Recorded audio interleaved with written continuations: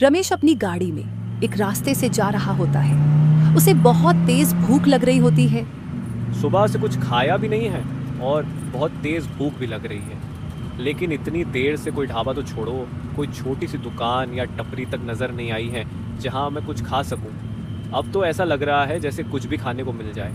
वो आस-पास देखता जा रहा होता है कि तभी उसकी नज़र एक बूढ़े बाबा पर पड़ती है, जो अपनी एक छोटी सी साइकिल पर एक डिब्बे में कुछ बेच रहे होते हैं। लगता है ये बाबा कुछ बेच रहे हैं। वो गाड़ी रोककर बाबा के पास जाता है। बाबा, क्या कुछ खाने का बेच रहे हो आप? हाँ बेटा, पनीर ब्रेड पकोड़ा बेच रहा हूँ।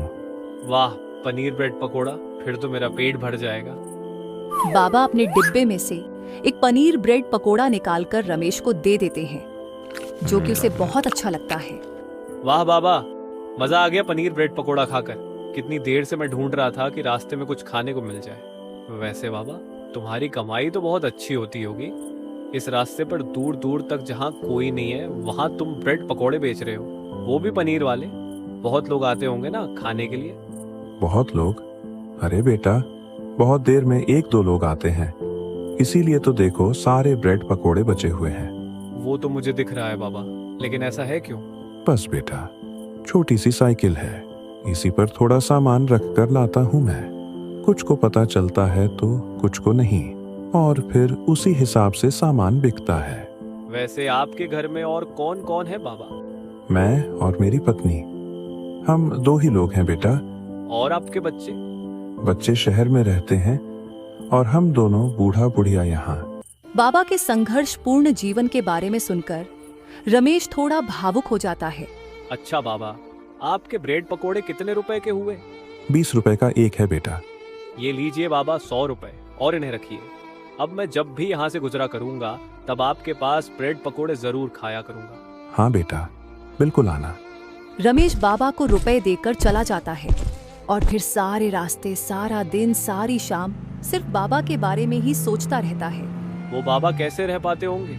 उनके तो सारे ब्रेड पकोड़े भी नहीं बिक पाए, यानी उनका नुकसान भी होता होगा।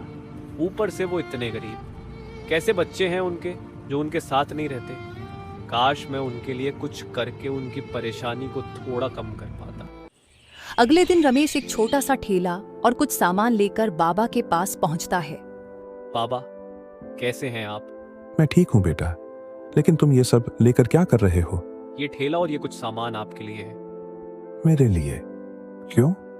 आप जीवन में इतना संघर्ष कर रहे हैं, इतनी उम्र होने के बावजूद इतनी मेहनत कर रहे हैं, इसलिए ये मेरी तरफ से आपके लिए एक छोटा सा उपहार है। मुझे उम्मीद है कि इससे आपको मदद मिलेगी और आपकी परेशानी जरूर कम हो जाएगी। लेकिन बेटा, मैं तो अपना जीवन जी ही रहा हूँ, तुम मेरे लिए ऐसा क्यों कर रहे हो?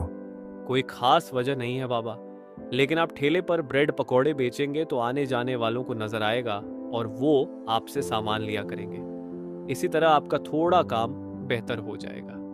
बेटा, इतना तो आज तक मेरे बच्चों ने भी मेरे लिए नहीं सोचा जो तुम सोच रहे हो, और इतना खर्चा कर रहे हो। ये सब मत सोचिए आप बाबा, मैंने कोई इतना ज्यादा खर्चा नहीं किया है जो आप मुझसे ये सब कहें, और मेरी कोशिश तो सिर्फ इतनी थी कि आपका जीवन थोड़ा आसान हो जाए। धन्यवाद बेटा, अब से मैं ठेले पर ब्रेड पकोड़े बेचा करूंगा। धन्यवाद मत कीजिए बाबा, वैसे अब से मैं भी आपके पास ब्रेड पकोड़े खाने आया करूंगा।